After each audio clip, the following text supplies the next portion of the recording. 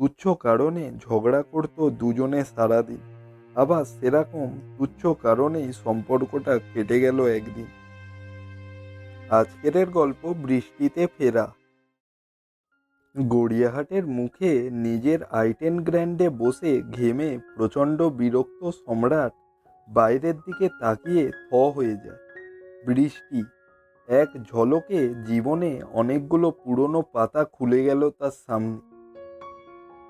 খুব অভিমানী মেয়ে, মেধাবীও, একই কলেজে পড়লেও আলাপ হয়েছিল থার্ড ইয়ারে।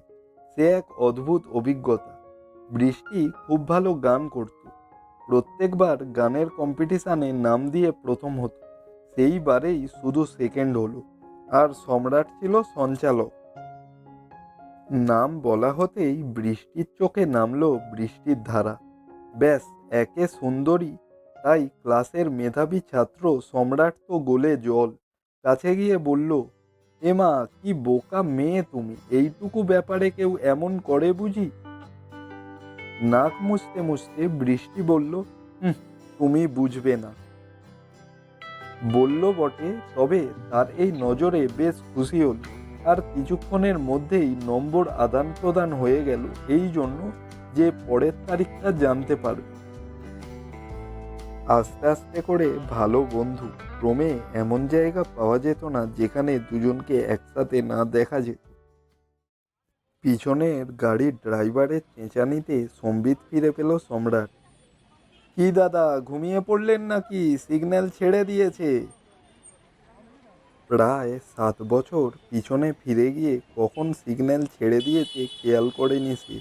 এদিকে বৃষ্টি কিন্তু এখনো ওপারের কুটে একটা লোকের সাথে জিনিস নিয়ে দৌড়াদৌড়ি করছে।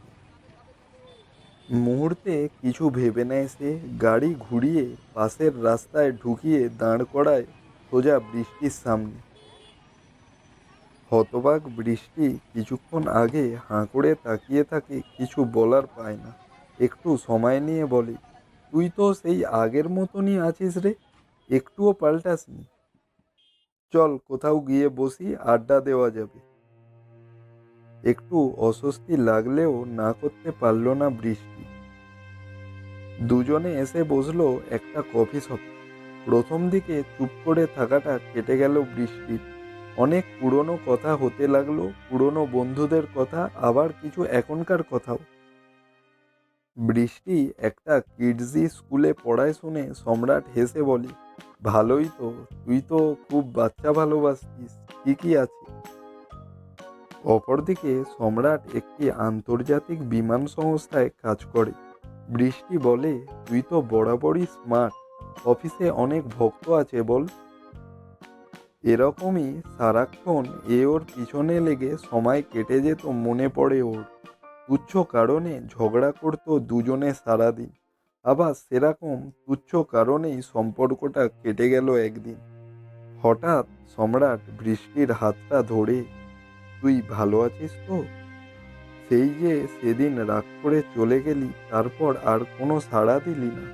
কত ফোন করেছি, মেসেজ, ইমেল, বন্ধুদের দিয়ে খবর, কোনো লাভ হয়নি। হাতটা আলতো করে সরিয়ে নিল সে। পড়েছে, অনেক মনে পড়েছে, কিন্তু খুব অভিমান হয়েছিল। পরিস্থিতিও ছিল একদম প্রতিকূল, করার কিছু ছিল না। কিছুক্ষণ দুজনেই চুপ।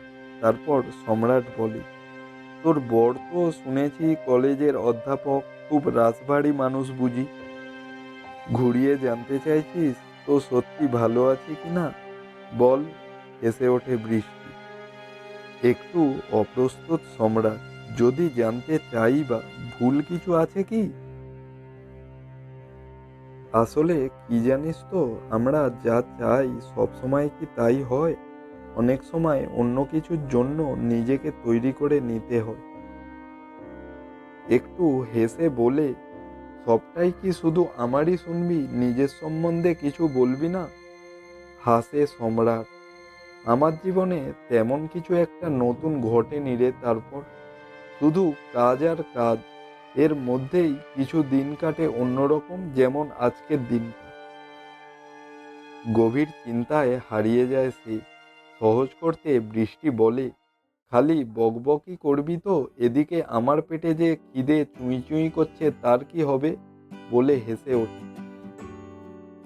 ব্যাস, দুজনে আবার হাসি ঠাট্টায় মেতে ওঠে।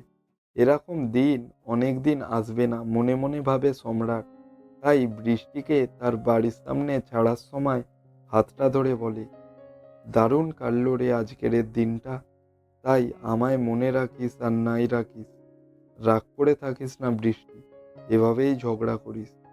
হেসে হেসে হাত নেড়ে মিলিয়ে যায় বৃষ্টি। বন্ধুরা, আমাদের জীবনেও এরকম কিছু অসমাপ্ত প্রেমের গল্প থাকে। তোমার জীবনেও কি আছে? যদি থাকে কমেন্টে অবশ্যই বলুন।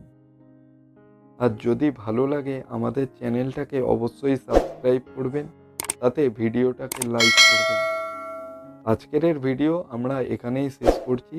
Tata, bye bye.